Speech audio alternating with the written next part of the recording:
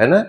तो धर्मी ठहराना, ध्यान से सुनिए इस बात को, धर्मी ठहराना उद्धार का पहला चरण है जिसमें परमेश्वर ने कार्य कर दिया है। वो भूतकाल है। क्या किया है? पाप के दंड से हमें हमेशा हमेशा के लिए मुक्त कर दिया है, छुड़ा दिया है। दूसरा चरण क्या है? पवित्र किया जाना। Very good. इसमें परमेश्वर क्या कर रहे हैं? अभी कर रहे हैं कुछ, वर्तमान काल का है ये। इसमें परमेश्वर क्या कर रहे हैं? पाप के सामर्थ पर हमें विजय दे रहे हैं या उससे प्रतिदिन छुटकारा दे रहे हैं। समझ में आया है ना? थोड़ा दिन हो गए थे तो शायद थोड़ा ब्रशअप करना जरूरी था। तो पहला चरण कौन सा है? धर्मी ठहराना, जिसमें परमेश्वर हमें पाप के दंड से छुड़ा लेते हैं, हमें एक पापी के रूप में नहीं परंतु एक धर्मी व्यक्ति के रूप में देखते हैं। दूसरा चरण है जिसमें परमेश्वर दिन प्रतिदिन पाप की सामर्थ पर हमें विजय देते हैं या उससे हमें छुटकारा देते हैं। ये दिन प्रतिदिन चलने वाला कार्य है। क्षण प्रति क्षण परमेश्वर हमारे जीवन में इस कार्य को कर रहा है। पिछली बार हमने देखा था कि परमेश्वर इस कार्य में क्या करना चाहता है। क्या करना चाहता है? परमेश्वर हमें सबसे पहले तो अपने लिए अलग कर देता है, हमें पवित्रता और आज्ञाकारिता में बढ़ने के लिए हमारी सहायता करता है, दिन प्रतिदिन हमें शुद्ध करता है और अंततः हमें किसके समान बनाना चाहता है?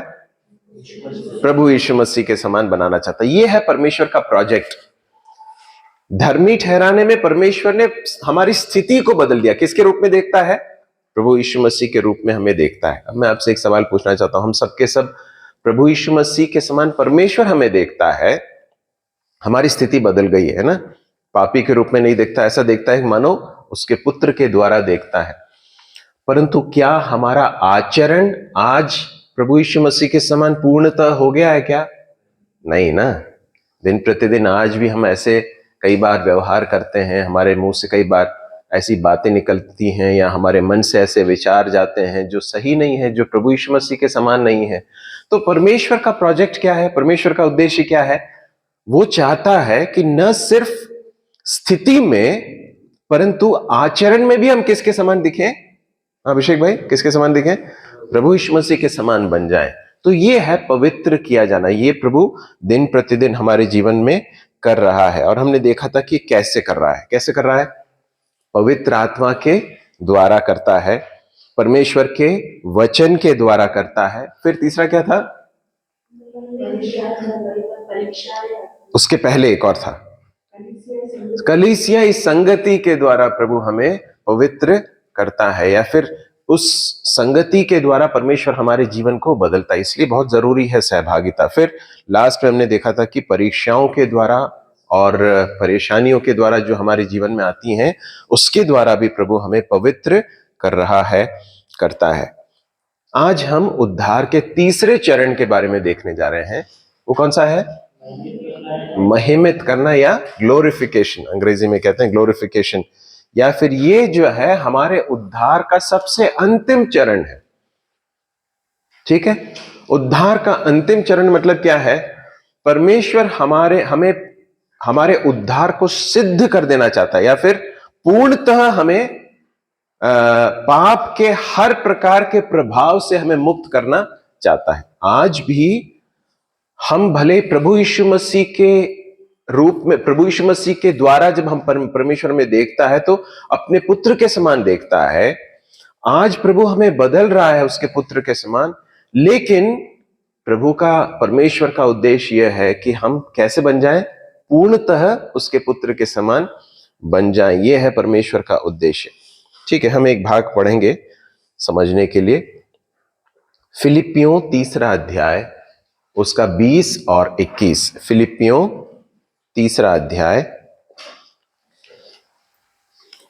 उसका 20 और 21। और हमारा स्वदेश स्वर्ग पर है और हम एक पिता प्रभु यीशु मसीह के वहां से आने की बाट जोड़ रहे हैं। वह अपनी शक्ति के उस प्रभाव के अनुसार जिसके द्वारा वह सब वस्तुओं को अपने वश में कर सकता है, हमारे दीनहीन देह का रूप बदलकर अपनी महिमा के देह के अनुकूल बना देगा। अब देखिए, यहां पर पौलुस कहता है कि हमारा स्वदेश स्वर्ग पर है, हम वहां से एक उद्धारकर्ता प्रभु यीशु मसीह के आने की बाट जो रहे हैं, और वो कुछ करने वाला है। क्या करने वाला है? वह अपनी उस शक्ति के प्रभाव के अनुसार जिसके द्वारा वह सब वस्तुओं को अपने वश में कर सकता है, वो एक कार्य करने वाला है। क्या करने वाला है? क्या लिखा है वहां पर? हमारी दीनहीन देह का रूप बदलकर अपनी महिमा की देह के अनुकूल बना देगा। इसका मतलब यह है, इसे समझने की कोशिश कीजिए। इसका अर्थ यह है कि महिमित किया जाना, इसमें हमारी देह का छुटकारा या हमारी देह का बदलना बहुत ही एक महत्वपूर्ण घटक है या फिर फैक्टर है। ये इसलिए है क्योंकि आज भी हम भले ही उद्धार पा लिया है, हम धर्मी ठहराए गए हैं, हम एक ऐसे शरीर में रहते हैं जिसके बारे में यहां पर क्या लिखा है? वो कैसी देह है? क्या लिखा है वहां पर? दीनहीन। मतलब यह है, ये एक ऐसा शरीर है जिसमें पाप का प्रभाव आज भी है। इसीलिए ध्यान से सुनिए, इसीलिए आज भी हम पाप के साथ क्या कर रहे हैं? लड़ रहे हैं, संघर्ष कर रहे हैं। आज भी पाप कई बार हमें प्रभावित करता है, कई बार पाप हमें आकर्षित करके हम कई बार पाप में गिर जाते हैं, है ना? और परमेश्वर की इच्छा यह है कि ये जो स्ट्रगल है, ये जो संघर्ष है, वो एक दिन समाप्त होकर हम पूर्णतः इस पाप के प्रभाव से छूट जाएं। वो कब होगा? वो कब होगा? जब हमारी ये देह बदल जाएगी। हमने पिछले दिनों में देखा था इस बात को कि एक व्यक्ति जिसने प्रभु यीशु मसीह पर विश्वास कर लिया है, उसको परमेश्वर ने उद्धार दिया है, लेकिन उसके साथ साथ एक बड़ी समस्या है। वो समस्या क्या है? हमने देखा था कि उसके अंदर एक ऐसा स्वभाव है जो परमेश्वर को के बातों से दूर जाने के लिए प्रवृत्ति रखता है। हम उसको क्या कहते हैं? हमारे पाप का स्वभाव। आप सबके अंदर है क्या? पक्का? या कोई है जिसमें पाप का स्वभाव नहीं है? नहीं है ना? सबके अंदर क्या है? पाप का स्वभाव है। ये पाप का स्वभाव है जिसके साथ हमारे नए स्वभाव की हमेशा क्या चलती रहती है? लड़ाई चलती रहती है, युद्ध चलता रहता है। और यहां पर लिखा है कि एक दिन परमेश्वर हमारे इस शरीर को बदलने वाला है। शरीर को बदलना क्यों जरूरी है? क्योंकि परमेश्वर ने हमारे आत्मा का तो उद्धार कर दिया है, लेकिन देह का छुटकारा या देह का उद्धार अभी भी बचा हुआ है। ये देह जब तक इस देह में है, तब तक इसके अंदर कौन सा स्वभाव है? पाप का स्वभाव है। जब तक ये देह से हम छूट नहीं जाएंगे, महिमित देह नहीं पाएंगे, तब तक पाप के साथ लड़ाई तो चलती रहेगी। यहां पर कहता है पौलुस, वह अपनी शक्ति के उस प्रभाव के अनुसार जिसके द्वारा वह सब वस्तुओं को अपने वश में कर सकता है, हमारी दीनहीन देह को का रूप बदलकर अपनी महिमा की देह के अनुकूल बना देगा। किसकी महिमा की देह? प्रभु यीशु मसीह के। प्रभु यीशु मसीह जन्म से और जीवन से जिस तरह से निष्पाप था, परमेश्वर उस तरह के एक निष्पाप देह में प्रभु हमें लेकर आना चाहता है। हमें वैसा एक देह देना चाहता है जिसमें पाप का कोई निशान भी, नामो निशान न हो। तो उद्धार में यह सबसे अंतिम स्टेज है जिसमें परमेश्वर हमारे देह को बदल देना चाहता है और जो है एक ऐसा शरीर देना चाहता है जिसमें पाप का कोई नामो निशान न हो। यह कब होगा? महिमित किया जाना ये कब होने वाला है? या तो हमारी मृत्यु के समय या फिर प्रभु यीशु मसीह के आगमन के समय। शरीर जो है हमें नया रिजरेक्शन के टाइम पे या फिर पुनरुत्थान के समय मिलता है, परंतु जब हमारी मृत्यु होगी तो हम इस देह से हम छुटकारा पाकर प्रभु के पास चले जाएंगे। दूसरा कुरिन्थियों 5वां अध्याय 8वां पद पढ़ें। दूसरा कुरिन्थियों 5वां अध्याय 8वां पद।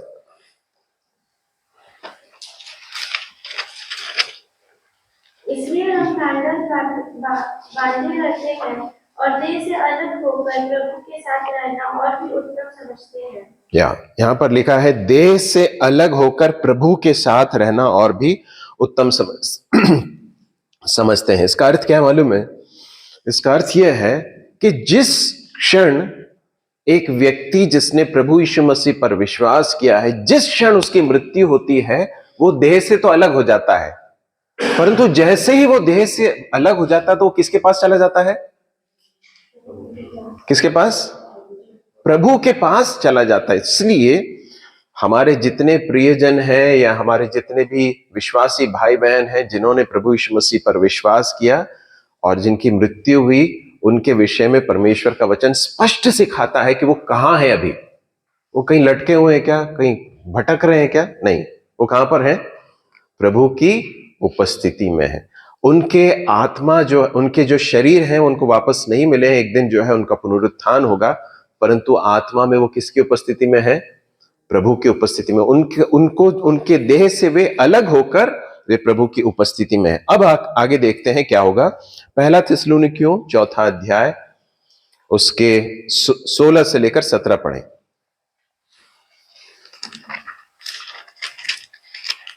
क्योंकि प्रभु आप ही स्वर्ग से उतरेगा, उस समय ललकार और प्रधान दूत का शब्द सुनाई देगा और परमेश्वर की तुरही फूंकी जाएगी और जो मसीह में मरे हैं वे पहले जी उठेंगे।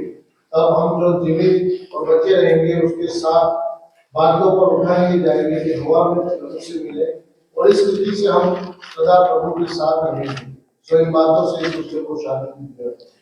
यहां पर प्रेरित पौलुस हमें स्मरण दिलाता है कि जिस तरह से प्रभु यीशु मसीह मरा और जी उठा, वैसे ही जो प्रभु यीशु मसीह में सो गए हैं, मतलब जिनका उद्धार हुआ है और वो जो मर गए हैं, परमेश्वर क्या करेगा? उन्हें भी उसी के साथ ले आएगा। फिर लिखा है प्रभु के वचन के अनुसार। ये किसका वचन है?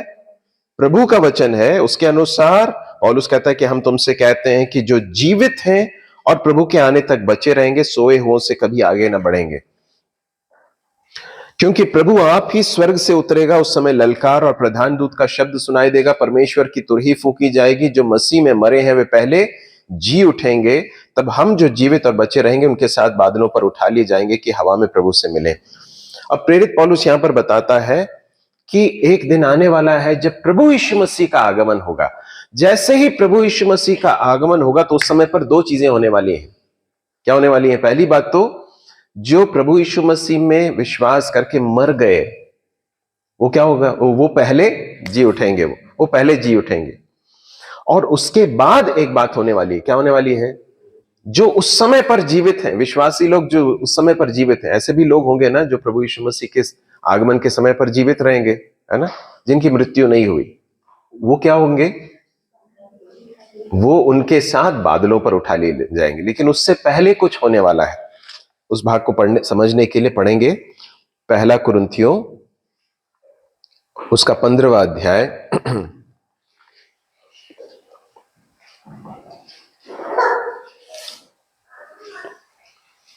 उसके 42 से आगे के कुछ पदों को पढ़ेंगे। पहला कुरिन्थियों 15वां अध्याय 42 से आगे के पद। मुर्दों का जी उठना भी ऐसा ही है। शरीर नाशवान दशा में खोया जाता है और हमारा अविनाशी दशा में जी उठता है। वो अनादर के साथ खोया जाता है और तेज के साथ जी उठता है। निर्बलता के साथ खोया जाता है और सामर्थ्य के साथ जी उठता है। स्वाभाविक देह खोई जाती है और आत्मिक देह जी उठती है। जबकि स्वाभाविक देह है तो आत्मिक देह भी है। ऐसा ही लिखा भी है कि प्रथम मनुष्य अर्थात आदम जीवित प्राणी बना और अंतिम आदम जीवनदायक आत्मा बना। परंतु पहले आत्मिक न था और स्वाभाविक था, इसके बाद आत्मिक हुआ। प्रथम मनुष्य धरती से अर्थात मिट्टी का था, दूसरा मनुष्य स्वर्गीय है। जैसा वो मिट्टी का था वैसे ही और मिट्टी के हैं, और जैसा वो स्वर्गीय है वैसे ही और भी स्वर्गीय है। और जैसे हमने उस रूप जो मिट्टी का धारण किया वैसे ही उस स्वर्गीय का रूप भी धारण करेंगे। आगे पढ़ लें। ये भाइयों में यह कहता हूँ कि मांस और लोहो परमेश्वर के राज्य के अधिकारी नहीं हो सकते और ना विनाश अविनाशी का अधिकारी हो सकता है।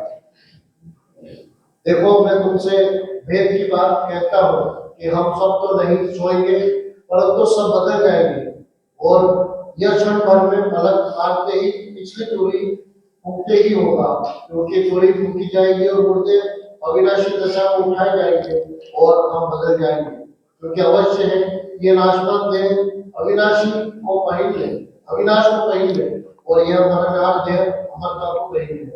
और जब ये नाशवान अविनाश को पहन लेगा और यह मरणहार अमरता को पहन लेगा, तब वह वचन जो लिखा है पूरा हो जाएगा कि जय ने मृत्यु को निकल दिया, हे मृत्यु तेरी जय कहाँ रही, हे मृत्यु तेरा डर कहाँ रहा।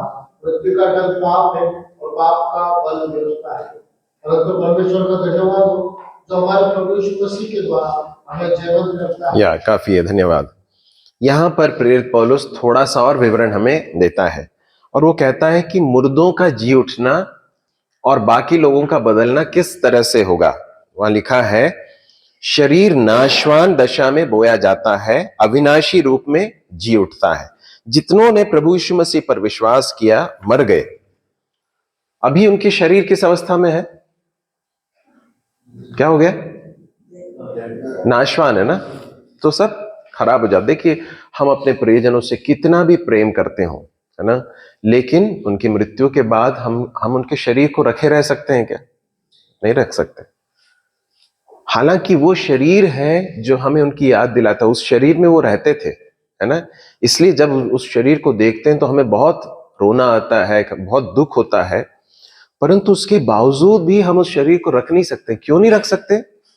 क्योंकि जिस पल एक व्यक्ति की मृत्यु होती है उसी पल से एक प्रोसेस स्टार्ट हो जाता है, एक प्रक्रिया चालू हो जाती है। किसकी प्रक्रिया? विनाश की या फिर सड़न की। वो धीरे धीरे करके शरीर जो है वो विघटित होने लगता है, धीरे धीरे करके सड़ने लगता है। और यदि उसको रखे रहेंगे तो हम फिर रखने, इसलिए हम पढ़ते हैं यूहन्ना के सुसमाचार में प्रभु यीशु मसीह जब उस लाजर के कब्र के पास आया, कितने दिन बीत चुके थे? 4 दिन बीत चुके थे। तो जब प्रभु ने कहा कि वो पत्थर को हटाओ, तो क्या कहा उसकी बहन ने? प्रभु अब तो उसमें से बदबू आती है। तो ये है जो मृत्यु के समय होता है, शरीर जो है सड़ने लगता है। और यहां पर लिखा है कि नाशवान दशा में बोया जाता है, नाश होने वाले शरीर को हम बोते हैं, लेकिन जो उठकर आने वाला है शरीर, वो कैसा शरीर होगा? अविनाशी शरीर होगा। यह है महिमित किए जाने का एक चित्रण। समझ में आ रहा आपको? जब पुनरुत्थान होगा, विश्वासी जब जीवित किए जाएंगे, उस समय पर क्या होने वाला है? उनके शरीर जो नष्ट हो गए, उनके शरीर जो विघटित हो गए, हो सकता है गाड़ दिए गए हों, हो सकता है जला दिए गए हों, हो सकता है किसी दुर्घटना में कहीं चले गए, अता पता भी ना मिला हो, परंतु जिस क्षण प्रभु यीशु मसीह आएंगे उस समय पर क्या होगा? प्रभु उन सारे चीजों को वापस लाकर एक नए शरीर को उनको देंगे, और वो शरीर कैसा होगा?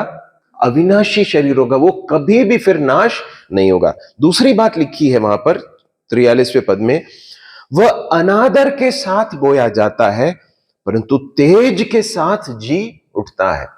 जो शरीर है उसको देखें, कुछ समय तक तो हम देख सकते हैं, लेकिन कुछ समय के बाद फिर वो एक आदर की एक चीज नहीं रह जाती है। परंतु जब वो उठेगी, जी उठेगी, वो जो शरीर जब जी उठेगा तो क्या होगा?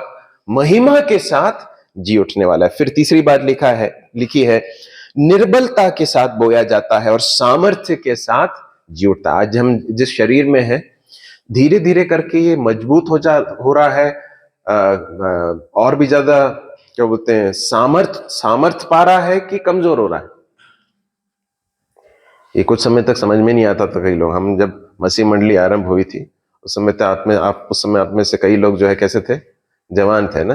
कितने साल बीत चुके हैं? 14 साल बीत चुके हैं। 14 साल में कई लोगों में बहुत परिवर्तन आए हैं।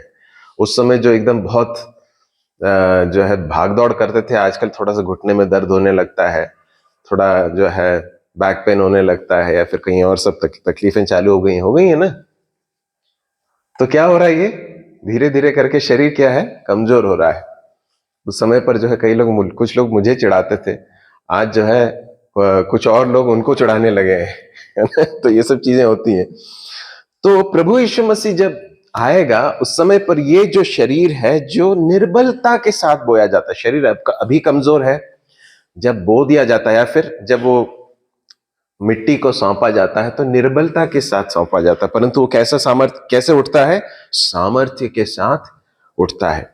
एक बहुत सुंदर चित्रण है यहां पर, वो यह है कि शरीर को किसके किसके साथ तुलना की गई है, बोते किस चीज को है, बीज को बोया जाता है। जब बीज को बोया जाता है तो बीज के अंदर क्या है, जीवन रहता है ना, वो बाहर निकल कर आता है। उसी तरह का एक चित्रण यहां पर बताया गया कि शरीर जो है वो निर्बलता में, नाशवान दशा में, अनादर में बोया जा रहा है, परंतु वो एक दिन अंकुरित, जिस तरह से बीज अंकुरित होकर बाहर निकल जाता है, वैसे ही एक नया शरीर आने वाला है जो अविनाशी होगा, जो तेज के साथ होगा और जो सामर्थ्य के साथ उठ खड़ा होगा। फिर उसके बाद 44वें पद में लिखा है, स्वाभाविक देह बोई जाती है और आत्मिक देह उठती है, जी उठती है। इसका मतलब क्या है, आज ये हमारा जो शरीर है वो कैसा है, ये स्वाभाविक है। स्वाभाविक मतलब नेचुरल है, इस संसार के लिए बना हुआ है, पृथ्वी के लिए बना हुआ है। हमारे इस शरीर में रहकर हम पृथ्वी में रह सकते हैं, परंतु ये शरीर लेकर हम वहां नहीं जा सकते। कहां पर, स्वर्ग में नहीं जा सकते। ये शरीर जो है स्वर्ग के लिए अनुकूल नहीं है, और इसलिए एक स्वाभाविक देह नहीं मिलने वाली है, परंतु कैसी देह मिलने वाली है, आत्मिक देह। इस देह में रहते हुए क्या होता है, हमें थकान होती है और हम बीमार पड़ते हैं। इस देह में रहकर जो है हम स्थान के और समय की सब सीमाओं में बंधे हुए हैं, है ना। परंतु जो देह मिलने वाली है वो कैसी देह होगी, आत्मिक देह। आपको याद है प्रभु यीशु मसीह के पुनरुत्थान के बाद शिष्य लोग सब बैठे हुए थे, याद है, कमरा बंद था, खुला था, बंद था। प्रभु यीशु मसीह अंदर आ गए ना, दरवाजा खोल के आए क्या, नहीं, कैसे आए, आत्मिक देह के कारण वो अंदर आ गए। वो उनको रोकने वाली कोई इस तरह के कोई बंधन नहीं थे। तो इसी तरह से जो शरीर हमें मिलने वाला है वो स्वाभाविक शरीर नहीं होगा, कैसा होगा, आत्मिक शरीर होगा, जिसमें हम पलक झपकते ही कहीं भी पहुंच सकते हैं और कोई समय और स्थान की सीमाएं उस समय पर नहीं होंगी। अब देखिए आगे पढ़ते हैं, हम 50वें पद से पढ़ते हैं। हे भाइयों, मैं यह कहता हूं कि मांस और लहू परमेश्वर के राज्य के अधिकारी नहीं हो सकते। अब देखिए इसका अर्थ क्या है, इस मांस और लहू के शरीर को लेकर हम स्वर्ग में नहीं जा सकते हैं। और उसके बाद फिर क्या लिखा है, और न नाशवान अविनाशी का अधिकारी हो सकता है। देखो मैं तुमसे भेद की बात कहता हूं, हम सब नहीं सोएंगे परंतु सब बदल जाएंगे। इसका मतलब प्रभु यीशु मसीह के आगमन के समय पर अनेक विश्वासी बचे हुए रहेंगे, जीवित अवस्था में रहेंगे। कुछ लोग तो मर चुके होंगे। अब क्या होने वाला है, सब बदल जाएंगे। किस तरह से बदलेंगे, 52वें पद में लिखा है, यह क्षण भर में पलक मारते ही अंतिम तुरही फूंकते होगा। हमने इस बात को देखा था कि पवित्र किया जाना में परमेश्वर हमारी देह को बदलने वाला है, और उसमें दो बातें देखी। पहली बात तो वो लोग जो मर चुके हैं, प्रभु यीशु मसीह पर विश्वास करके मर चुके हैं, वो पहले जी उठेंगे। जो जीवित हैं वो क्या हो जाएंगे, बदल जाएंगे। तो इस क्रम में सबसे पहले कौन होने वाले हैं, जो मर चुके हैं, है ना। और दूसरा कौन है, जो जीवित हैं। लेकिन आपको मालूम है ये कितनी देर लगेगी इसमें हमको लग रहा है कि ये जो है ये क्रम में है, ये जरूर क्रम में है, पहले इनका हो रहा है उसके बाद फिर, परंतु इसमें भी कितना टाइम लग रहा है, पलक झपकते। मतलब आपने कभी देखा कितना समय लगता है, फ्रैक्शन ऑफ अ सेकंड, मतलब एक सेकंड के एक भाग में ही हमारा एक पलक जो है झपक जाता है। तो पलक मारते ही अंतिम तुरही फूंकते ही होगा करके लिखा है। इसका मतलब यह है कि ये सब बहुत जल्दी जल्दी होने वाला है।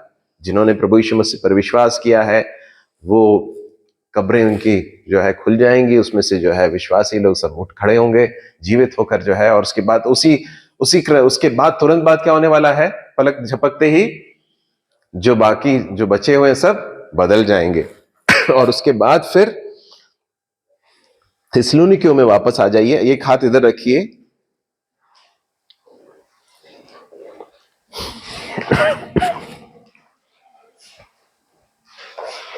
सोलहवें पद में लिखा है 4:16, पहला थिस्सलुनीकियों 4:16, क्योंकि प्रभु आप ही स्वर्ग से उतरेगा। तो इसके इवेंट्स कैसे, इसकी घटनाएं किस क्रम में है? सबसे पहले प्रभु आप ही स्वर्ग से उतरने वाला है। उस समय पर ललकार के शब्द के साथ और प्रधान दूत के शब्द के साथ और परमेश्वर की तुरही के शब्द के साथ, फूके जाने के साथ यह होने वाला है। अब देखिए, जब प्रभु यीशु मसीह लाजर के कब्र के पास था, आपको याद है क्या हुआ? प्रभु ने कहा पत्थर को हटाओ, और जैसे पत्थर को हटाया उसके बाद प्रभु ने बड़े जोर के शब्द से कुछ कहा। क्या कहा? हे लाजर बाहर निकला। क्या हो गया? 4 दिनों का मुर्दा लाजर, जिसके बारे में बहन उसकी कह रही थी कि शरीर सड़ गया था। अच्छा, एक बात मैं जल्दी से बताकर आगे बढ़ना चाहता हूं। लाजर का शरीर सड़ गया था, परंतु प्रभु यीशु मसीह का शरीर नहीं सड़ा है ना। लिखा है वहां एक भाग में लिखा है कि तू अपने अभिषेक को न छोड़ेगा, उसका शरीर सड़ने ना पाएगा। प्रभु यीशु मसीह की देह में एक विशेषता थी। एनीवे, हम यहां पर देखते हैं कि प्रभु यीशु मसीह ने जब लाजर को पुकारा, उस जोर की आवाज से पुकारा, तो लाजर बाहर निकला है। ये बहुत रोचक बात है। किसी ने कहा है कि अच्छा हुआ प्रभु यीशु मसीह ने लाजर का नाम लेकर पुकारा। यदि प्रभु ने कहा होता कि बाहर निकल आ, तो सारे मुर्दे बाहर निकल आते, है ना। तो यहां पर ये जो ललकार का जो शब्द है, प्रभु यीशु मसीह ललकार के शब्द के साथ जब उतरेगा, उस समय पर प्रभु यीशु मसीह पर विश्वास करके जितने लोग हैं वो सब क्या आ जाएंगे? अपने अपने कब्रों से या फिर जीवित अवस्था में आ जाएंगे। प्रधान दूत का शब्द सुनाई देगा। प्रधान दूत कौन है मालूम है? मिकाएल है, जो कि प्रधान दूत है। प्रधान दूत की आवाज के शब्द की आवाज की जरूरत क्यों है? हम पढ़ते हैं मूसा के मृत्यु के बाद मूसा का जो शव है, उसके लिए जो है क्या बोलते हैं, शैतान जो है वो उस पर अधिकार जमाना चाहता था, है ना। परंतु उस समय पर भी जो है, उस समय पर मिकाएल जो है उसका वहां पर रोल हमें दिखाई देता है। तो मिकाएल जो है वो परमेश्वर के जो जितने भी स्वर्गदूत हैं उनका प्रधान दूत है। तो शैतान या उसके कोई भी लोग जो हैं, प्रभु यीशु मसीह के आगमन पर प्रभु के द्वारा छुड़ाए गए लोगों के उस फ्लाइट को या फिर यहां से जो जाया जाना है उसको में कोई बाधा न डाल सके, उसके लिए कौन सबसे अग्रिम पंक्ति में होगा प्रभु के साथ? प्रभु का प्रधान दूत होगा, उसका शब्द सुनाई देगा।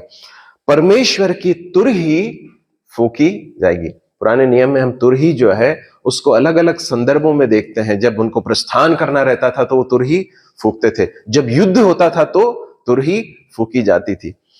तो इस तरह से जब परमेश्वर की तुरही फूकी जाएगी तो वो भी सबको समन करने और उस यात्रा के, उस फ्लाइट के, उस आरंभ का एक उद्घोषणा के रूप में हम देखते हैं। फिर क्या लिखा है? जो मसीह में मरे पहले जी उठेंगे, हम जो जीवित और बचे रहेंगे उनके साथ बादलों पर उठा लिए जाएंगे कि हवा में प्रभु से मिले, इस रीति से हम सदा प्रभु के साथ रहेंगे। अब वापस इधर आ जाइए कुरिन्थियों में।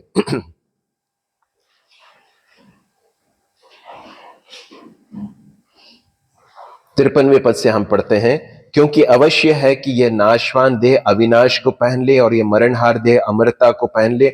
जब यह नाशवान अविनाश को पहन लेगा और यह मरणहार अमरता को पहन लेगा, तब वह वचन जो लिखा है पूरा हो जाएगा, जय ने मृत्यु को निगल लिया। हे मृत्यु तेरी जय कहां रही? हे मृत्यु तेरा डंक कहां रहा? आज भी हम जो प्रभु यीशु मसीह पर विश्वास करते हैं, हम अपने आप को मृत्यु के सामने बहुत निस्सहाय पाते हैं। हालांकि हमें मृत्यु के पार आशा है, परंतु आज भी मृत्यु के वश में हम आ जाते हैं। लेकिन एक दिन आने वाला है जब हम ललकारेंगे, हे मृत्यु तेरी जय कहां रही? हे मृत्यु तेरा डंक कहां रहा। ये दिन बहुत ही जल्द आने वाला है मेरे प्रियो। तो इसलिए प्रभु यीशु मसीह के आगमन पर जब पुनरुत्थान होगा तो सारे विश्वासी जो हैं, चाहे वो मरे हुए हों या उस समय पर जीवित हों, वे सब क्या हो जाएंगे? पुनरुत्थित होंगे। जो मरे हुए हैं, जो बाकी लोग हैं, वो सब बदल जाएंगे, हम उसके समान हो जाएंगे, उसके साथ उठा लिए जाएंगे। एक और भाग जल्दी से पढ़ लीजिए, पहला यूहन्ना 3:2। पहला यूहन्ना 3:2। हे प्रियो, अब हम परमेश्वर की संतान हैं और अभी तक यह प्रकट नहीं हुआ कि हम क्या कुछ होंगे। इतना जानते हैं कि जब वह प्रकट होगा तो हम उसके समान होंगे, क्योंकि उसको वैसा ही दिखेंगे जैसा वह है। यहां पर यूहन्ना कहता है देखो, परमेश्वर ने हमसे कितना बड़ा प्रेम किया, पिता ने कैसा प्रेम किया कि हम किसकी संतान कहलाएं? परमेश्वर की संतान कहलाएं। हम हैं भी, है ना? लेकिन आगे जाकर वो कहता हम क्या कुछ होंगे हम नहीं जानते। बहुत सारी चीजें लिखी हुई हैं परंतु कितना कुछ होने वाला है उसका अंदाजा हम लगा नहीं सकते। बस एक सेंटेंस में, एक वाक्य में पौलुस ने उसको सारांश बता दिया है कि हम जैसा वो है वैसा हम भी हो जाएंगे। इसका मतलब यह है कि जैसा प्रभु यीशु मसीह पवित्र है, जैसा प्रभु यीशु मसीह महिमित है, वैसा हम भी पवित्र हो जाएंगे, उसकी महिमा को धारण करेंगे। उसके बाद पाप का कोई नामो निशान नहीं रहेगा, हम उसके समान हो जाएंगे। ये है हमारी सबसे बड़ी आशा, ये है हमारे उद्धार का चरम, ये हमारे उद्धार का सबसे अंतिम स्टेज है, जिसमें प्रभु हमें अपने पुत्र के समान पूरी रीति से बनाने वाला है। एक भाग जल्दी से पढ़ें, पहला कुरिन्थियों 15वां अध्याय, उसके 42 से लेकर, ठीक है हमने वो पढ़ लिया, सॉरी, आगे पढ़ेंगे हम। प्रकाशित वाक्य 21वां अध्याय 3 और 4 पढ़ लें।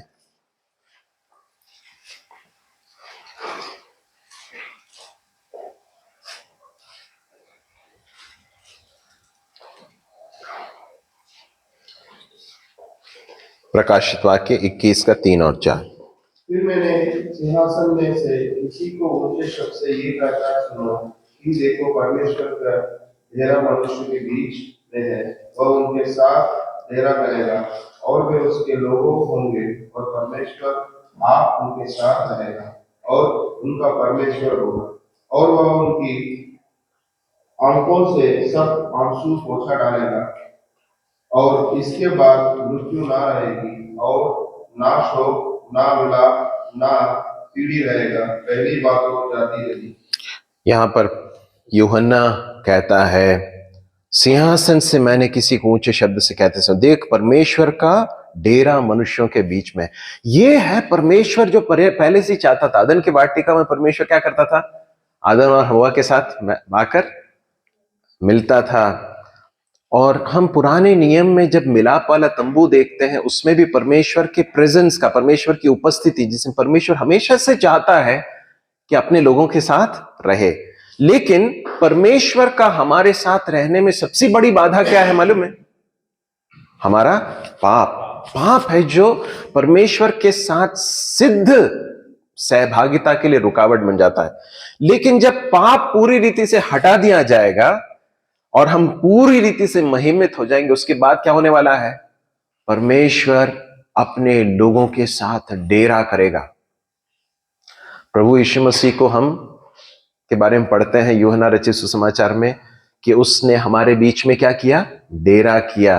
वो हमारे साथ रहा, हमने उसकी ऐसी महिमा देखी जैसे पिता की इकलौते की है, अनुग्रह और सच्चाई से परिपूर्ण उसको देखा।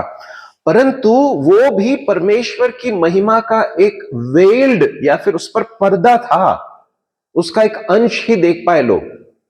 क्योंकि यदि परमेश्वर की सारी महिमा को देखेंगे तो हम जीवित नहीं रह सकते, लेकिन जब हम उसके समान हो जाएंगे तो क्या होंगे? उसके साथ रहेंगे, परमेश्वर के साथ रहेंगे। लिखा है परमेश्वर का डेरा मनुष्यों के बीच में। देखिए प्रभु यीशु मसीह के लिए एक नाम रखा गया। क्या है नाम? क्या मालूम है? इम्मानुएल। उसका मतलब क्या है?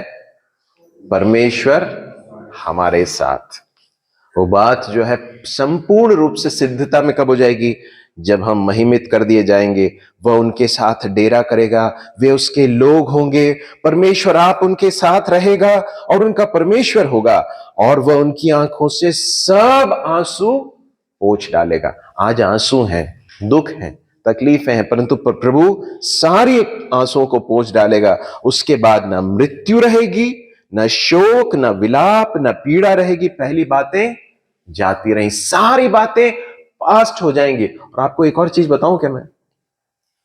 आज जब हम कई बार पुराने समयों में बहुत तकलीफ में से होकर गुजरे हैं, आज अच्छी अवस्था है, लेकिन आज भी कई बार हम भूलते नहीं है ना कि ऐसी अवस्था में हम रहे हैं।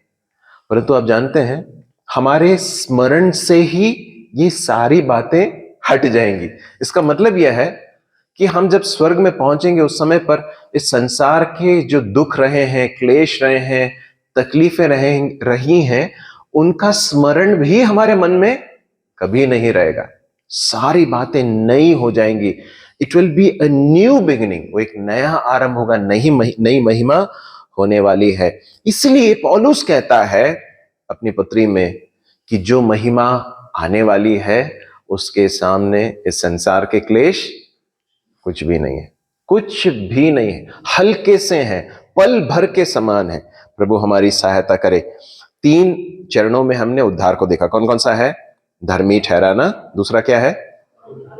पवित्र किया जाना, तीसरा है महिमित किया जाना। ये हमारे महिमित किया जाना हमारे उद्धार का चरम है, जिसमें परमेश्वर हमें पूरी रीति से पाप के स्वभाव से, प्रभाव से पूर्ण रूप से हमें मुक्त कर देने वाला है। किस तरह से हम इसको प्रैक्टिकल रूप में अप्लाई कर सकते हैं? सबसे पहली बात, जिन्होंने प्रभु यीशु मसीह पर विश्वास नहीं किया है, वे प्रभु यीशु मसीह पर विश्वास करेंगे तो धर्मी ठहरेंगे, है ना। दूसरी बात, परमेश्वर के आत्मा, पवित्र आत्मा के सामर्थ्य से, परमेश्वर के वचन के द्वारा सहभागिता में रहते हुए, है ना, हमें क्या करना है जी?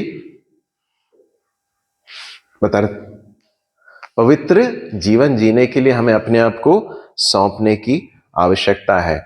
और हमें इस बात को याद रखना है कि हमारा प्रभु एक दिन आने वाला है, वह हमें हमारे दीनहीन शरीर को अपने महिमा के समान बना देगा। एक भाग जल्दी से पढ़ेंगे, पहला यूहन्ना 3:3 अब पढ़िए। और जो कोई उसकी आशा रखता है वह अपने आप को वैसा ही पवित्र करता है जैसा वह पवित्र है। जैसा वो पवित्र है वह अपने आप को पवित्र करता है। तो हमसे क्या अपेक्षित है कि आज हम इस संसार में रहते हुए पवित्र जीवन जीने के लिए अपने आप को सौंपें। फिलिपियों 1:6 में हम पढ़ते हैं, जिसने तुम में अच्छा कार्य आरंभ किया है वो उसे मसीह के दिन तक पूरा करेगा। एक भाग में लिखा है, हम ऐसा पढ़ते हैं कि वह हमें अपने महिमा के आसन के सामने निष्कलंक और निर्दोष करके खड़ा कर सकता है। कौन? प्रभु।